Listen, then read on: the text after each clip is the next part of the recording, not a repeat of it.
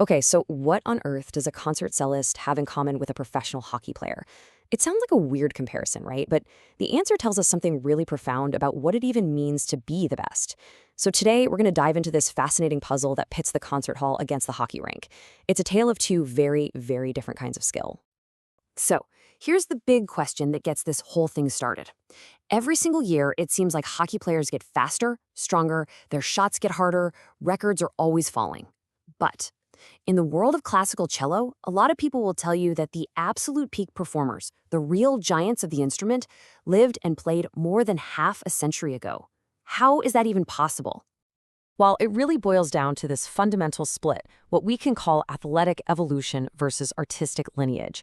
You see, in sports, the goal is always to get better, to keep evolving. You're optimizing for things you can actually measure, like speed and force. But in music, artists are often reaching back in time, chasing this ideal sound that was perfected by the legends of the past. All right, let's kick things off with our first section, the physical ceiling.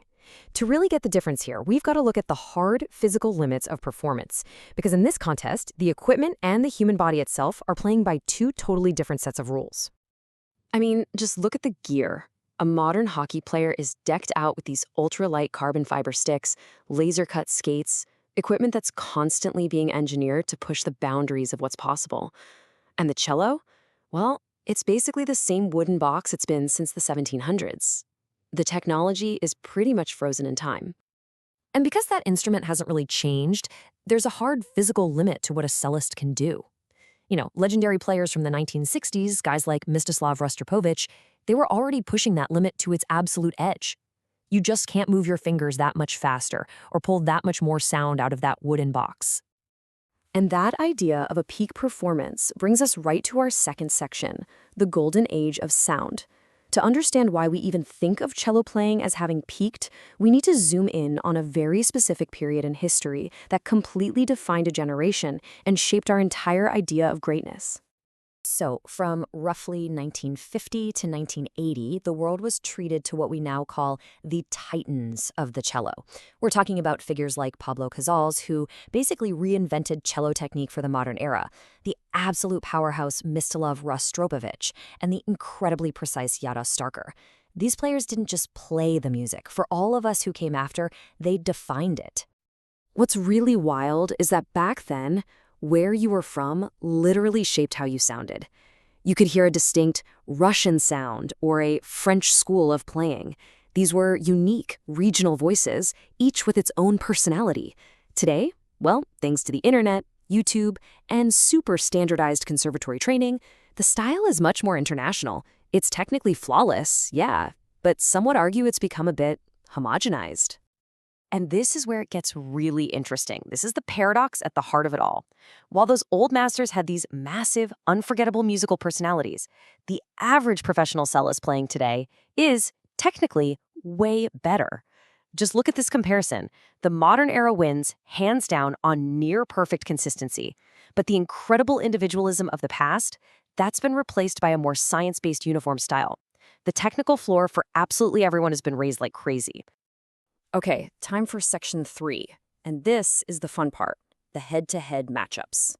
To really feel the difference, we can't just talk about it in abstract terms.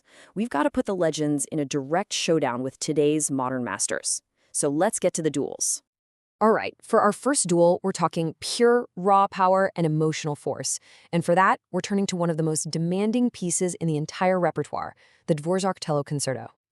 In one corner, you've got the legend, Mstislav Rostropovich. His sound was just massive. It was muscular, almost overwhelming. He used this huge, wide vibrato, that pulse in the note, that felt like it was shaking the entire concert hall. Sometimes he'd even sacrifice a perfectly clean note for just raw emotional impact. And in the other corner, you have a modern master, Gautier Capuçon. His playing is incredibly refined. It's crystal clear. It's like high-definition cello. Every single note is polished to absolute perfection. Okay, but what about when it's not about power, but about pure, unadulterated soul? Our next duel is centered on the Elgar Cello Concerto, a piece that is all about gut-wrenching, raw expression. So, Jacqueline Dupree's 1965 recording of this piece is the stuff of legend.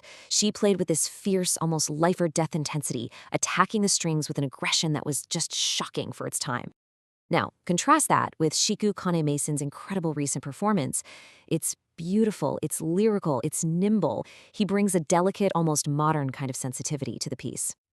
And this quote, man, it just says it all. Blood on the tracks. It perfectly captures what Dupree's playing was all about. It wasn't just about hitting the right notes. It was about leaving a piece of her soul on the stage. It was risky, it was raw, and it was completely unforgettable. So, we've had power, we've had soul. Now, for our final duel, let's talk architecture. We're turning to the very foundation of the cello repertoire, the Bach cello suites. This one isn't about passionate outbursts. It's about perfect structure, clarity, and rhythm. So Pablo Casals is the guy who basically introduced the Bach suites to the modern world. His playing is so organic, so human, it honestly sounds like a person speaking, or maybe even praying. It's not technically perfect, but it has this deep, natural pulse to it. And then you listen to Elisa Weilerstein today. Her technique is just astounding. It's blindingly fast, it's rhythmically precise, it's a marvel of human efficiency. It's like comparing an Olympic sprinter today to a marathon runner from the 1920s. All right, so after all those incredible matchups, we're at our final section, the verdict. The question is still hanging out there. Who is actually better? Well, the surprising answer might be that they're not even really playing the same game. And his summary table really lays it all out, doesn't it? Modern pros are just laser accurate with their intonation. They produce this perfectly smooth, controlled tone. The legends, they were more rugged, more unique, and they took huge risks. They were willing to maybe miss a note here or there to create a moment that would just take your breath away. In today's age of digital recording, every little mistake lives forever, so the pressure to play it safe is enormous. And that right there, that's the absolute heart of the matter. The goal itself has fundamentally changed. The legends, they were explorers. They were focused on discovery and character. Their whole mission was to find the soul of the music and stamp their unique personality all over it. Today's players have shifted to a totally new goal: efficiency and perfection. It's all about achieving a flawless, high-definition performance. And so, that leaves us with one final big question to think about. While we've gained this incredible world of astonishing technical precision, is it possible that we've lost something else along the way? In this age of perfection, have we lost the glorious, the human, and, the sometimes messy sound of real artistic risk?